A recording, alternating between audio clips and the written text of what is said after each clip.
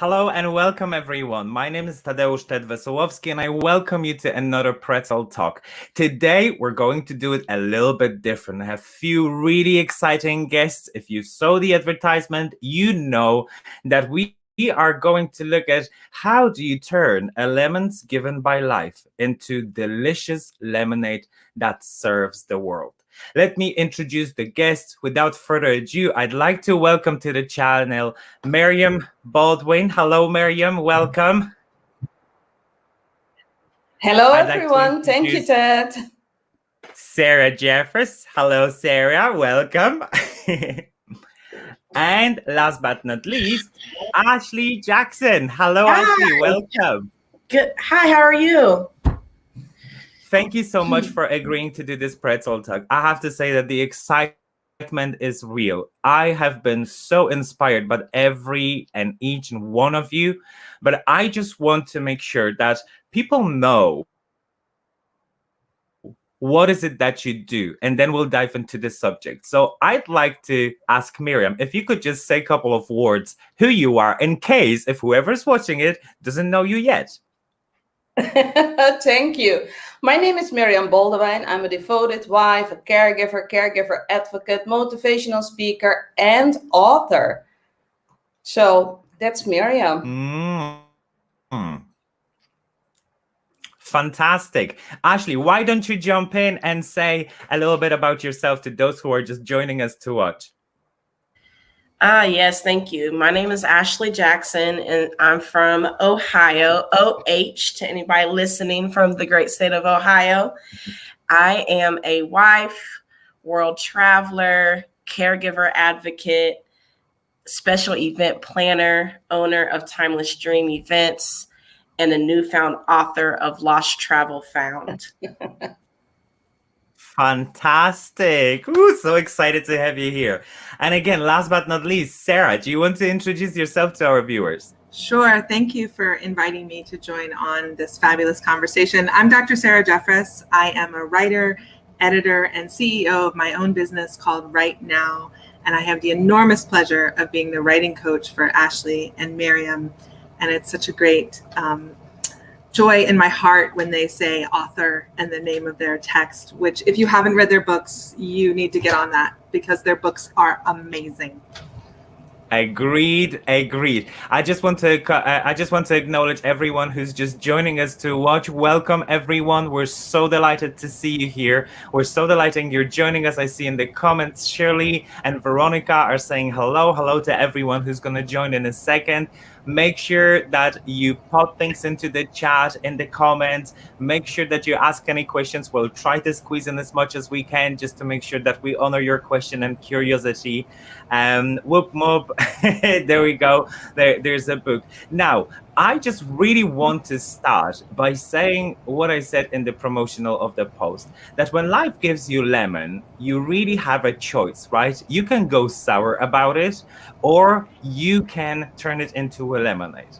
But as I know, we have been through some challenges, right? Every single one of us. And we all know it's not as easy to turn it into a lemonade. It's not so easy to see the possibility of a lemonade being the outcome, right?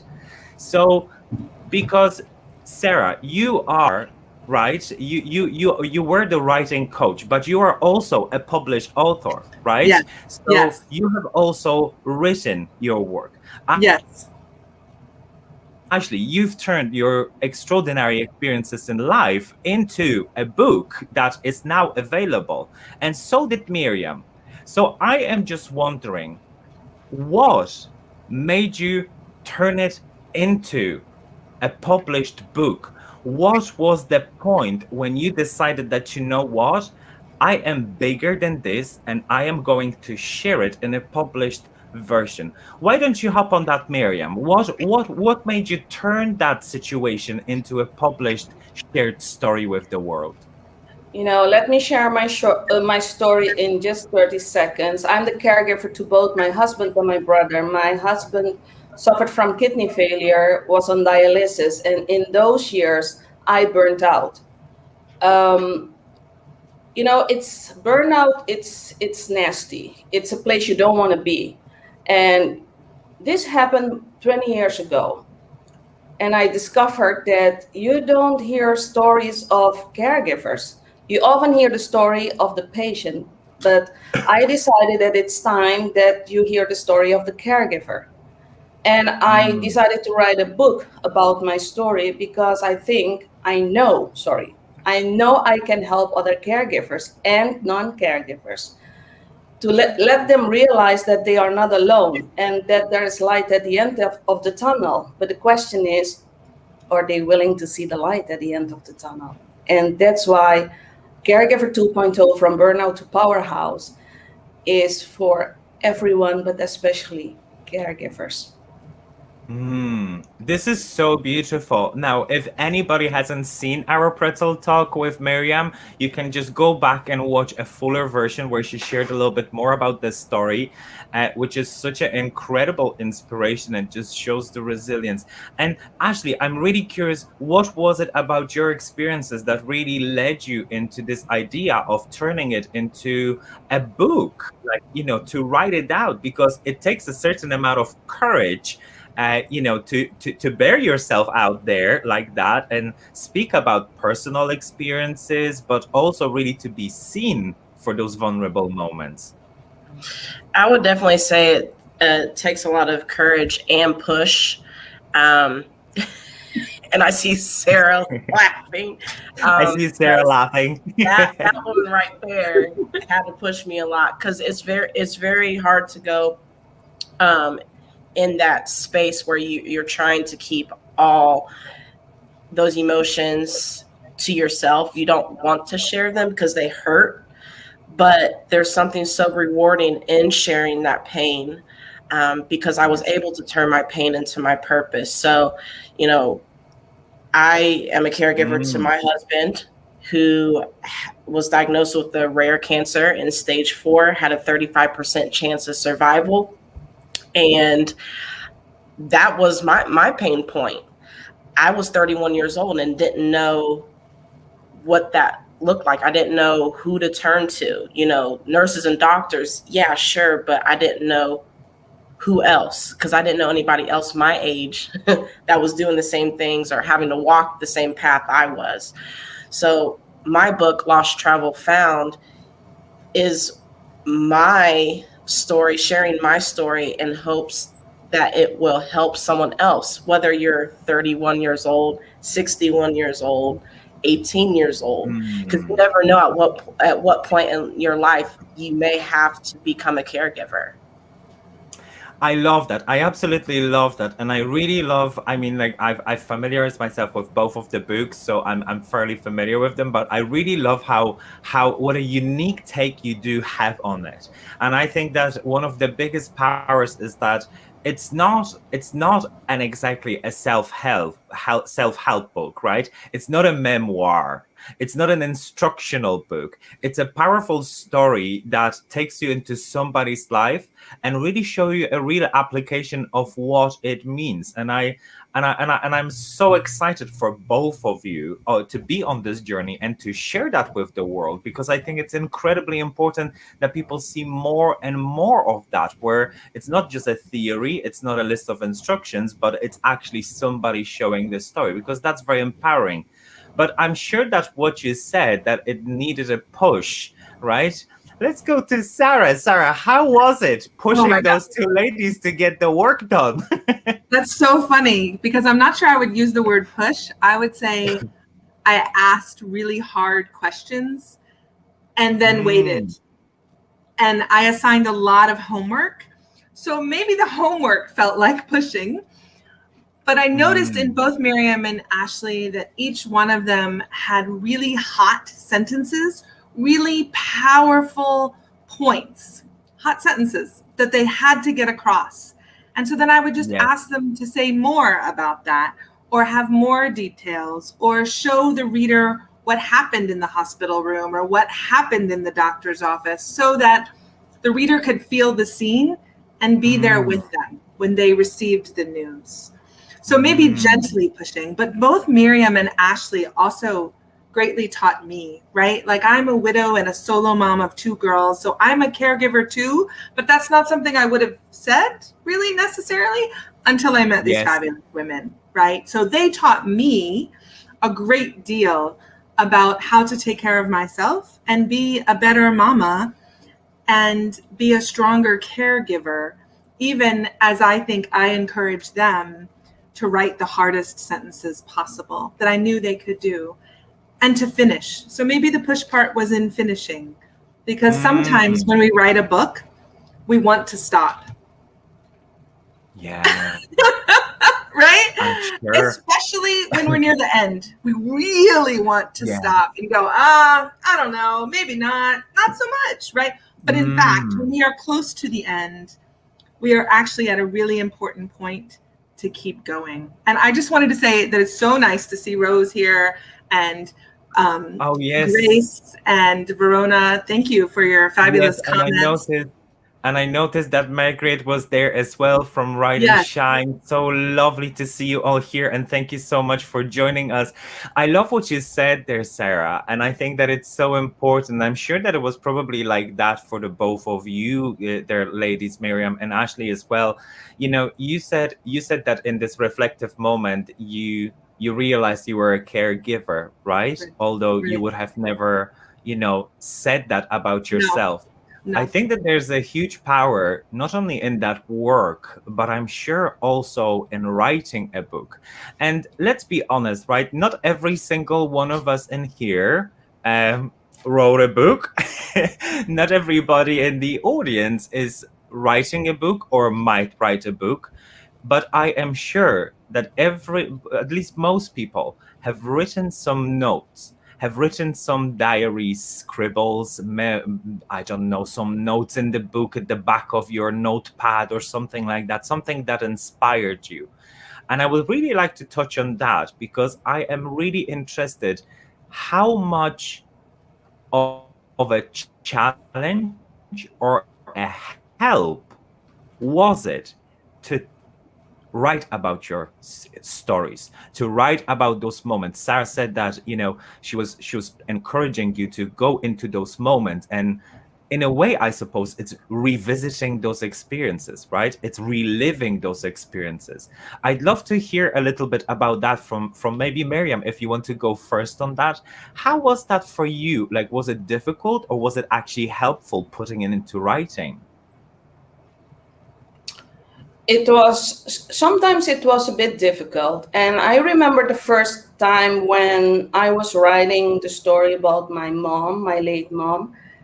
And I texted Sarah because I cried a lot. And I texted Sarah and I said, what's happening to me? I am crying. I can't stop crying as I'm writing the story. And Sarah texted me please, don't worry. This happens. And it might happen again and again.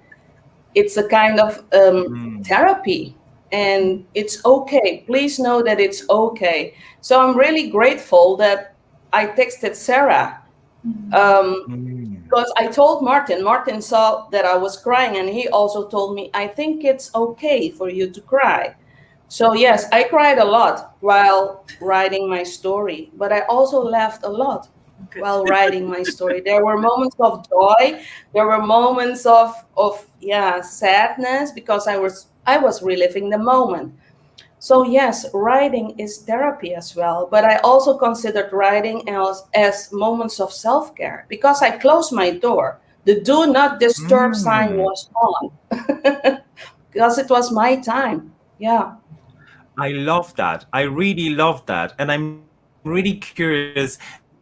Now, Ashley, would that be something that you can relate to, or did you had a different experience? Would you say that it was more healing or more of a kind of like a challenge? How did you find that? Yeah, so it was both. It was both a challenge and therapy. More so of a challenge for me because of how I come across as being bubbly, energetic, joyous, and then having to really reach down into those emotions of things from my dad suddenly passing that was coming out of me still. And I thought I had worked through it because my dad has been gone for almost 10 years now. And I thought I had worked through it, but there are things that were still being brought out of me that would leave me sobbing. And Sarah made it be okay. She said, that's okay. I mean, we would be just talking. She would ask me, well, what did your dad look like? What was one of your fondest memories? And then before I know it, I'm boo-hooing, slobbering, and all the stuff. So, you know, but in that challenge was therapeutic. So it released some of still the pent up emotions that I had that I didn't realize I had. And then because of those emotions I had still balled up from my dad passing were being released, so was all of my caregiving emotions that go with caregiving that I had kept locked away in my heart and my soul were also the chains were starting to break from that too. So it was like a snowball effect, right? Because two great men in my life were faced, either they had passed or they were faced with death. So it was very healing to write. And Sarah, whether she was I absolutely love that. I absolutely love that. And I see, and I just want to acknowledge that people in the chat are saying, you know, yes, Courage is the best in writing. And Rose is saying that she's nearly there. And I see Grace and Shirley, you know, Rose is saying that, you know, Sarah is an amazing help. But I can't help myself, but just when I hear it, because in my own personal experience, I haven't written a book, but I have a habit of journaling, and I write a lot of things, especially at those, like, you know, critical moments, or when I know that something is, you know, meaningful, where I know that this is a bigger thing, I'll just sometimes write. And it takes a lot of discipline of me to motivate myself to writing.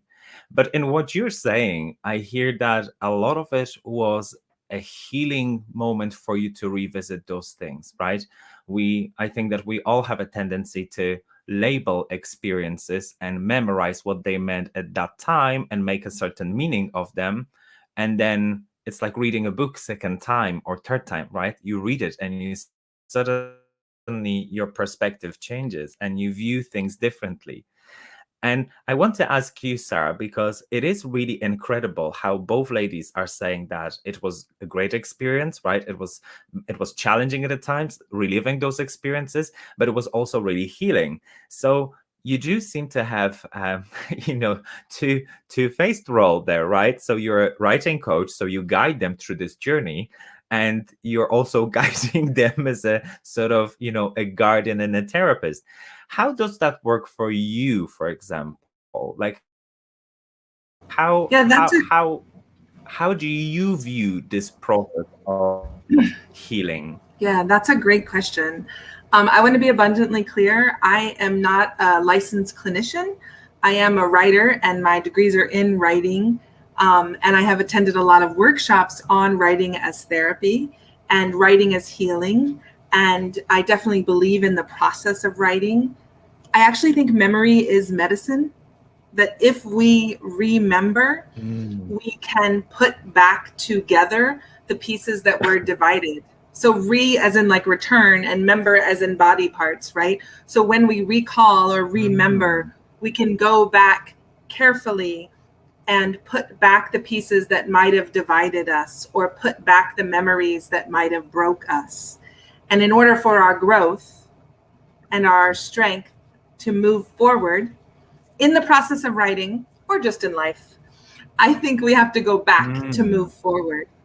But for me, when I work with clients, I don't say, when you go back to write that experience about your dad or your mom or the calabash or your husband, we don't just stay in that experience. We also stay in the present moment. So it's not re-traumatizing. I want to be really clear about that. It's not re-traumatizing. It is asking reflective journal writing questions about the experience that occurred. And then learning to write, I would say, love letters to the self who experienced that moment. So Ashley was Ashley now, and Ashley was Ashley when she first heard she had to call hospice, right? And so then learning to love the Ashley who heard, I have to call hospice in her book, Lost Travel Found? I don't think so, right? But then to also remember that she's gotten this far now. And Meriam had a fever, and her mama healed that fever. And I love that part of the story. And, you know, I was a little jealous, I must say. I was like, I want Meriam's mama. A little jealous, right? The process for me was also incredibly healing around my relationship to my family. But I will say that emotions are not anything I'm afraid of. Emotions are wisdom. Emotions are teachers, right? I think it's when we place real estate in the negative emotions, then it gets too intense, and then we get stuck. But I don't shy away from emotion. So, you know, Verona or Shirley or any of you in the comments, if you're super interested in working with me, you don't have to be a very emotional person. You can be connected to emotions or further from them. But if we work together, we will have conversations about how it made you feel, because how it made you feel gets you to the sentence. And I think Meriam and Ashley could also attest to that they were able to connect back to their emotions without drowning in them. Yeah. I love it. I absolutely love what you're saying. I do love what you're saying there, Sarah. And I think that, you know, I have a saying that there's a healing in a feeling, right? And that when you really connect to those emotions, you know, you're able to heal yourself. And I think that it really kind of like wraps it up very nicely, because the truth is that, you know, very often when we first encounter those emotions, right, when we first have those feelings, you know, they mean so much. The meaning of them is so different. And then after a while, again, right, like reading a book a second or a third time, you look at them. How many, like, guys, pop it in the chat. I'm just curious, how many of you can relate to what we're talking about? That revisiting a certain moment, revisiting a certain emotion really gets you to reflect on those feelings and gain a little bit more of a perspective, right? How many of you have been in that moment and at the time when it happened, it was the worst thing ever, or it was the hardest thing ever, and then it turned out that, you know what, it actually turned into something magical in your life without, you know, trying to belittle the moment when it's actually creating a true hardship. And Rose says, yes, absolutely. Shirley, I already wrote the book. Sarah, the walls around me, absolutely. So you see, I can see that people can relate to all of you, because they're mentioning all of your work, and it really inspires me, because not only every single one of you had such a strong personal journey. Let's not shy away from that. It challenges that to every human being would be hard, right? Like, because they put you in those situations where you have to ask yourself those questions. But I wonder, Meriam, in your book Caregiver 2.0, From Burnout to a Powerhouse, which I have the pleasure of having, and I've read it as well, you ask a lot of difficult questions. Difficult because they ask you to reflect on things you're trying to avoid, right? I have a question for you, Meriam. In that powerful book, did you ask yourself those questions while you were living it? Or did those questions surface to you more when you were writing a book? You know, these questions in my book, I had to answer those questions myself years ago. And that's why I, you know, together with Sarah, of course, started to ask yourself those questions to reflect on that. As I was writing, those questions were popping up.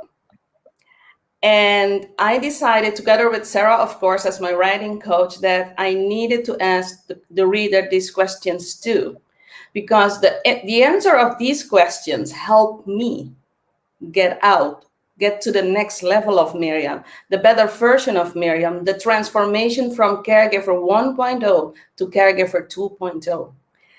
And I know that sometimes Sarah, while she was reading the questions, and even Ashley, Sarah said, "Oh my gosh, ouch, this question, ooh, this one hurts." And that's when you know that you need to answer the question to get out of the place where you are right now. So that's why I ask a lot of questions. There are a lot of questions, and some of them might make the reader feel uncomfortable, but sometimes it's needed to feel uncomfortable. Yes, big time. And they are powerful. And I want to jump to Ashley, because one of the things I love about your book, Ashley, is that you mention a lot of songs of title. There's a lot of titles for the songs, right? I absolutely love that, because not only I don't know how intentional it was that you've picked the titles of the songs to call the chapters, right? But they're so on point. And I really love that. But what I really think is kind of like traveling a little bit underneath it is that you're playing as well a little bit on the power of the music. Now, how many of you guys, pop it in the chat there, how many of you can have that experience? You hear a song and you travel in time right to that pivotal moment in your life that made a huge difference. To ask Ashley, how just of your book? Yeah, definitely. So when I was writing my book, I told Sarah how much, because my book is about my dad, my husband, me, and all three of us love music, and how one song can project me to a certain experience in life. Some songs can jet me back to literally a certain country I was in. So music is a huge part of my life, and it was very intentional to title each chapter after a certain song. And the song that is for a specific chapter definitely has meaning for that chapter. And I even took it a step further, and people that bought my book during the pre-order phase, I also sent them a playlist, which that blew people's minds. So I might not have a movie out for Lost Travel Found yet, but baby, there is a song playlist, okay?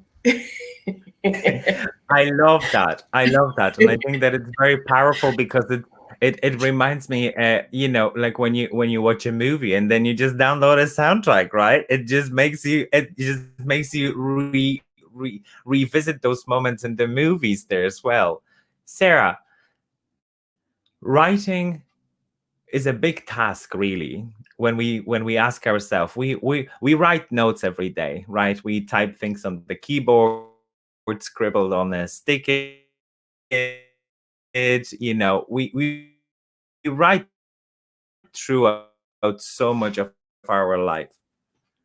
What made you take on the journey of becoming a writing coach and helping others like Meriam,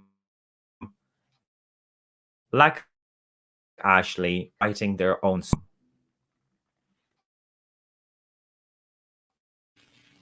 Ted, you broke up a little bit. So I think your question was, writing is a huge task. A little bit. And what inspired me to become a writing coach? Yes, well, the question was that, we write a lot, but writing a book and personal story can be a huge task. So what inspired you to become a coach and help others embark on this journey of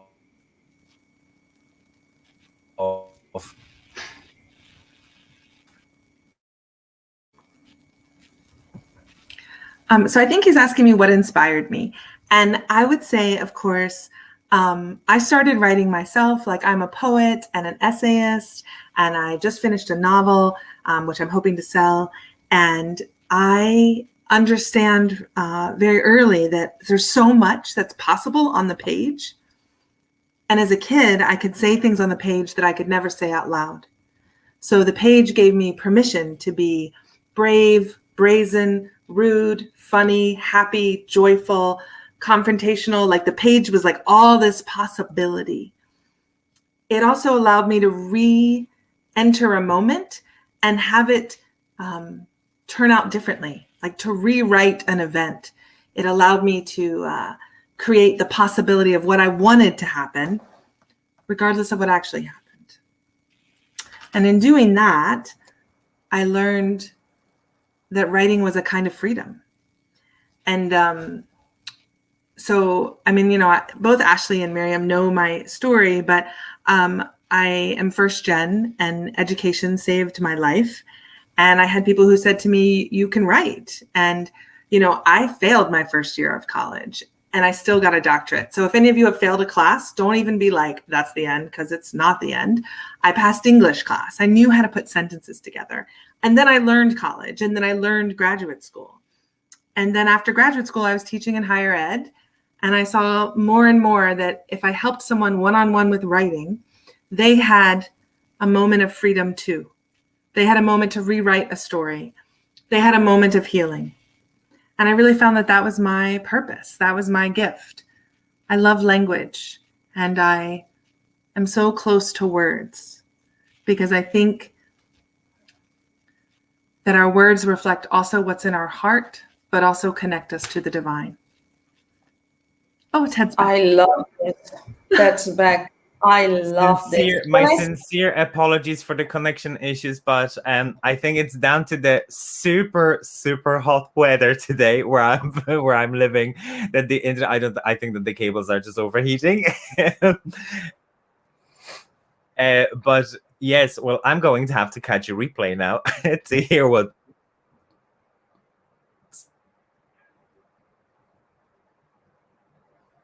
Ted is frozen again. He has a really bad connection. But Sarah, I'm so happy you shared this.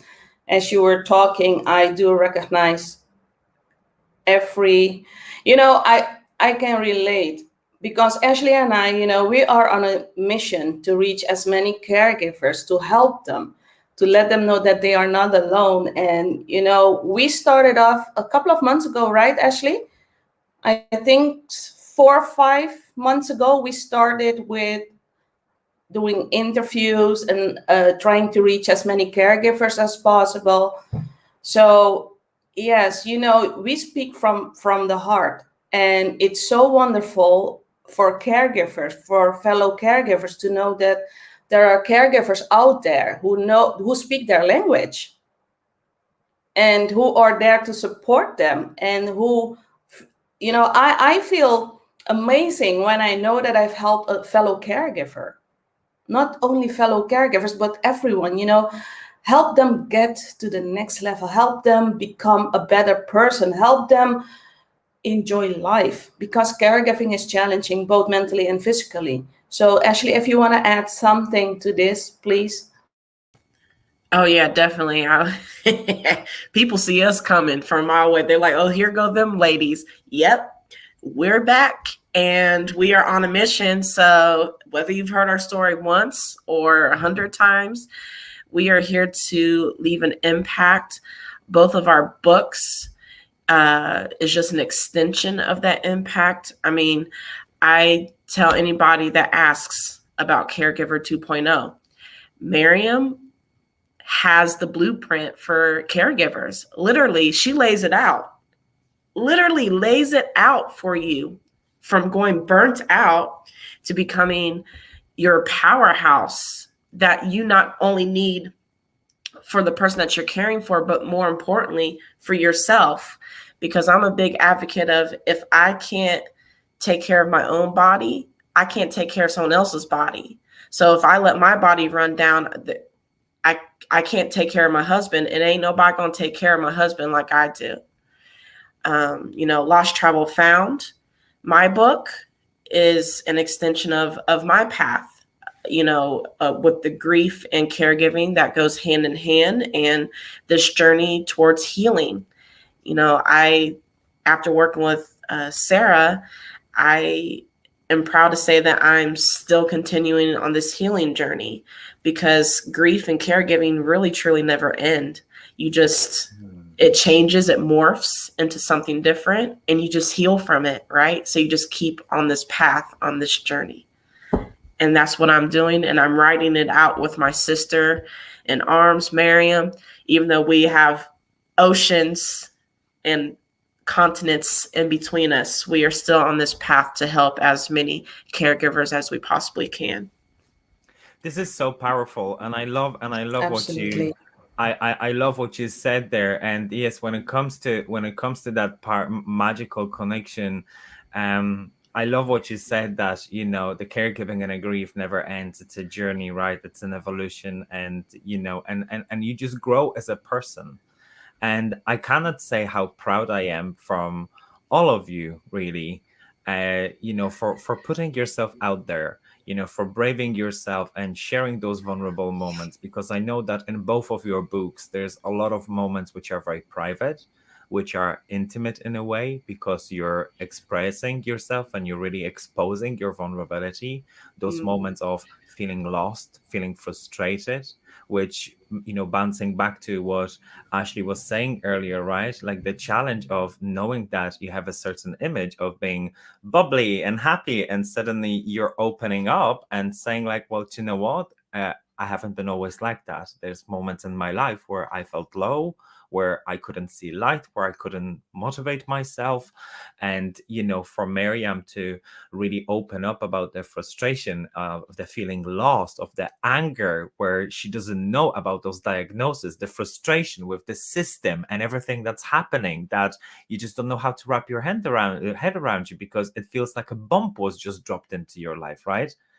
And not to forget our beautiful Dr. Sarah Jefferis, for, you know, enabling them, for guiding them through this process, and really being that guardian and that supporter, that, you know, look, Sarah, those two ladies, you know, this way, whichever way is on the screen there, and you know that they are, as you said, you know, a published authors, you know, of a wonderful books. And what I really want for anyone who comes across this video, listens to the podcast, or whichever form you're going to come across this message, they are incredible and inspiring women.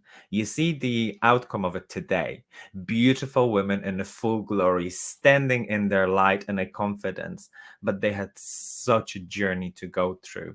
All three of them had an amazing stories of life experiences that they went through, and how they turn it into a delicious lemonade that not only refreshes them, but also serves others, because now you can read their books. I did pop into the chat, into the comments there, links how you can find more about today's guests, and it's been such an absolute pleasure. I'm just scrolling through the chat in here, and everybody's loving on you, having the courage. Yes, amazing, Meriam. It's so true. And Ashley, you have to take care of yourself first. And you're both amazing. And Rose is saying yes, I'm guessing that that's for everyone. Thank you so much for being here. I wish we had a little bit more time to really dive deeper, because you are all three like stories that we could just go from one chapter to another and probably write another 3 books, you know, just by this interview. But before we go, if you were to say something inspiring to the listeners, to the viewers today, from what you stand for, from what your cause, what would be that one piece of a message you'd like to share with them? Meriam, what would you like to leave our viewers with today? I always leave them with, especially caregivers, I want caregivers to get their flowers now and not when they have gained their wings. And that's why I tell caregivers, you are worthy of a wonderful life too. I am here for you. I appreciate you. I love that. That is a beautiful message. And Ashley, if you were to pass on a little word of message today to our wonderful audience, what would you share with them? Yes, I always like to leave with a phrase that my dad always told my brother and I growing up. He always believed in going after what you believe in and your purpose and your dreams. So he would always tell us, you can either have your butt prints on the couch or your footprints in the sand. What are you going to do today to chase your dreams? I love that. I absolutely love that. That's a great saying. And Sarah, let's make a round. So if you were to give a piece of encouragement, inspiration, or a message to our viewers today, what would you like to share with them? Such a great question. It's hard to follow those ladies. I wanted to say two things. One, Sure. Both Meriam and Ashley's book are so profound that they are deep love stories of themselves and love stories of their relationship to their husbands. And both women taught me to believe in love again. And for that, I'm eternally grateful, because that's not where I was when I first met them. But what would I leave the audience with, the reader with? That every time you write a sentence down on a piece of paper, you're getting closer to your own heart and to the divine. That writing can save you, to keep writing. And that writing about what occurred to you, writing your story, will free you and your audience. So memory is medicine, I guess. Memory is medicine. I love that. I just want to jump and piggyback on that, and just to say that if I could, I'd turn around my camera to show you the journals that I have from over 20 years of writing. But I remember that in the times of the biggest challenges in my life, I remember I was too embarrassed. I was too afraid to share that story with anyone. I was still working out my own courage to do it, and I was still working out the trust that I had to expose myself in that way to other people.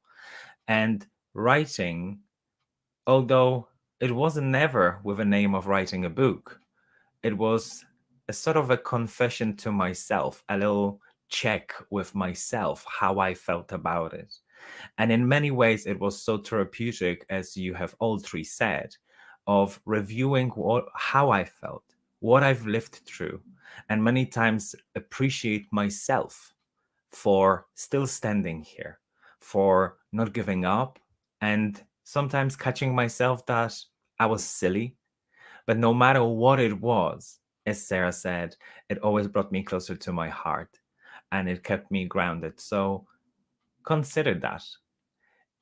Just consider that and give yourself an opportunity of, lifting that weight of your heart, lifting that weight of your mind and putting it on the paper, because once it's on the page, it's lighter on the heart, it's lighter on the head, right? And give yourself the opportunity of filtering some of those things. Don't carry all of that inside you, because as Meriam said, you're worthy of a beautiful life today. And as Ashley said, what are you going to do? Are you going to have a butt print on the sofa or footprints on the sand? Just keep at it. Thank you very much for everyone who tuned in. And thank you so much to all of the guests today, Meriam and Ashley and Dr. Sarah. I so appreciate the fact that you've been here with me today. Apologies for all of my technical difficulties and challenges today. And everyone who's in the chat there, I just want to acknowledge all of you and thank you so much for participating and being so active. And I really hope we get to meet up again in the same number with the same guests, and we'll get to dive into more subjects. Would you be all up for it? Absolutely. Yes, of course. Well, then there we go. Then we're just going to have to plan that. Now, once again, thank you very much, everyone. Good afternoon, good morning, good evening, wherever you are. And we hope to see you again soon. Take care, everyone. Bye.